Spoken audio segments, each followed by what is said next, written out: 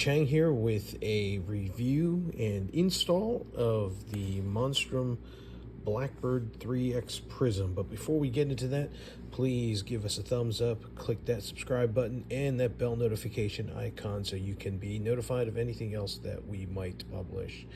All right, so let's get into this. I purchased this on Amazon. Normally, I would stay away from brands that I don't really know, and I did have a couple people ask me about these, so I'm going to give it a shot. I'm actually going to, I don't know if necessarily really torture test it, but I am going to be putting it on a 50 Beowulf build that I just did, just to see if it'll handle it.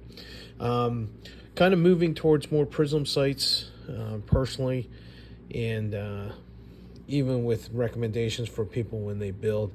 I've got a lot of folks now that have come to me that have astigmatisms, and prism sights would really help with that. Red dots, especially for these people, they appear fuzzy, they maybe streak off to the side or something like that. So prism sights will fix that. And cool thing is, if you run out of batteries with prism sights, since the reticles are etched onto the glass, you can still use that sight, at least with the reticle on the glass. So I bought this on Amazon. I popped it open, and it looks like I was sent a product return because this was already open. So we will see how this works out for me. So it comes with couple wrenches, cloth, book. Hopefully if you buy yours you won't have a open bit of plastic. All right, so standard CR2032 battery. The adjustments, windage and elevation. The adjustment tool is actually included on the turret cap, and very large directional indicators for those of us who don't wear our reading glasses to the range. So according to the owner's manual, the mount that they have here is an if I'm measuring the height from the center of the sight to where the rail would be, it's 1.5 inches. I prefer to run my sights closer to your standard AR setup, which is right around 2 inches, 1.9 inches, something like that. So they do come with this spacer that will allow you to go ahead and set that a little bit higher. So I'm actually going to do that right now. So 2 bolts here, one here, one here. They do include the Allen key or Allen wrench. So we're going to go ahead and get that spun off. They don't give us torque specs for this, so I'm going to hand snug it. I know that's hand snug is not a number, but it's the best that we can do. All right, so I'm going to take that off. The washer's there. Notice that it's not Loctited. There's no Loctite on there. They do come with longer screws and washers. These look like lock washers. They are textured. So I am going to get those washers on.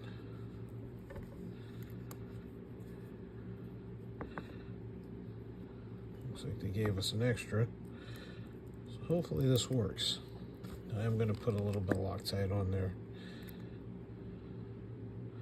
Just goop some of that on there.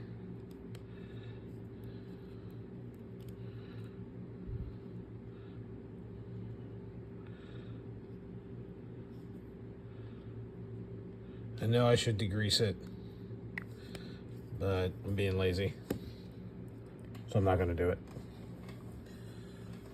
All right, so this fits in here, and I believe this was mounted this way. So they got that little indexing key right there. So all that should line up. I'm going to drop that one in there. Drop that one in there. And we're going to tighten it down. And there's finger tight. snug. Gonna go in here with the short side. Go maybe quarter turn, if that. That one feels like it's stripping, so we're not going to go anymore with that. Okay. There is an adjustable eyepiece here to help with fine focus, but you can tell this has been used or has been dropped. There's damage right here. Right. Somebody's fingerprints on there already, so yeah. Boo, Amazon. So, all right. Let's go ahead and get this stuff back into a bag. Throw that back in. So the mounting screws are supposedly T15, and we're supposed to torque those to 30 inch-pounds. So make some room here. They're going to be right here.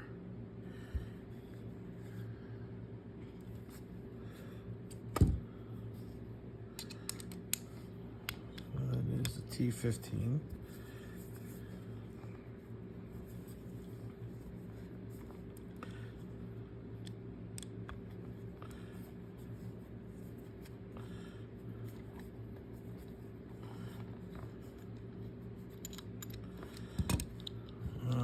So doesn't look to be spring loaded at all. Some red dots and have spring loaded there, so it's squishy. Doesn't look to be spring loaded at all, so I'm actually going to back these all the way out.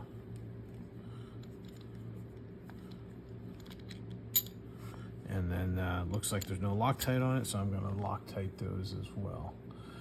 Once we Loctite those, we'll get it positioned on the rail of the rifle, and then we'll get these too much. Get these torqued in. All right, so we'll Loctite here, and again, yes, I know I should have degreased it, but I'm being lazy. It's been a long day.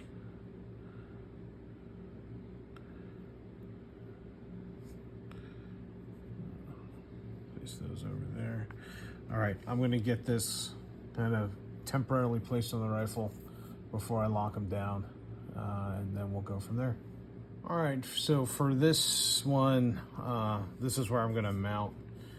It's pretty far back now. I'm going to be doing a review on this stock right here. This is a Harris CQR stock. Their first generations.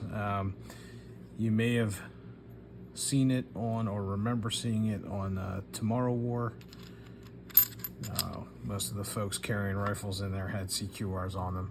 They look futuristic. Got a really good deal on one. Just throwing it on here just to see what it's like. It's probably going to come off and get put on a project gun, and then somehow get rid of it. So T15. Go ahead. Going to go ahead and get this. The camera's having issues with the focus here. I apologize. Let me tilt the focus up here. Okay.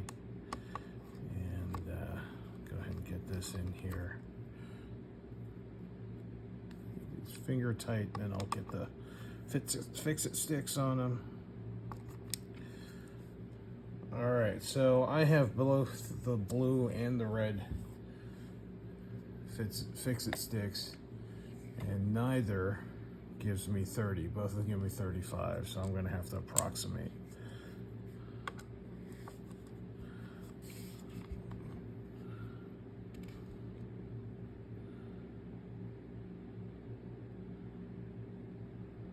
That looks like it's close to 30.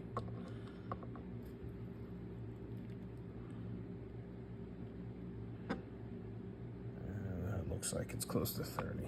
All right, so we'll let that cure. Hopefully it won't shake off. If y'all want to take a look at the rifle, Back out a little bit. There you go. There's what it looks like. So, get this out to the range, shoot it up a bunch, zero it, and I'll come back with some final thoughts. All right, so some final thoughts on the Monstrum Prism sight here. You see that I was able to get a little focus. You guys see the reticle there. That's in red. The green washes out on the foliage. But shooting it on the 50 Beowulf here that I just assembled here. I'll be doing a review on that Harris stock as well. Ran beautifully. I'm pretty impressed by it. The 50 Beowulf does kick a bit, kind of kicks like a 308, and really cheap sights tend to go ahead and let loose within the first 5 or 10 rounds here. I have about 60 rounds through this so far, and got it dialed in. So it's nice having the magnification, nice having the reticle. So if you're looking for a budget prism, I'd say this might be a good option for you. And there you go. I'll keep shooting this. I'll get a long-term review when I get about 400 or 500 rounds through it, and we'll see what happens. So there we go. Hopefully you found this interesting. If you did, please give us a thumbs up. Love to have you subscribe to the channel and click that bell notification off to the right over there somewhere. As always, thank you for your time. Stay safe, and we'll see you out on the range.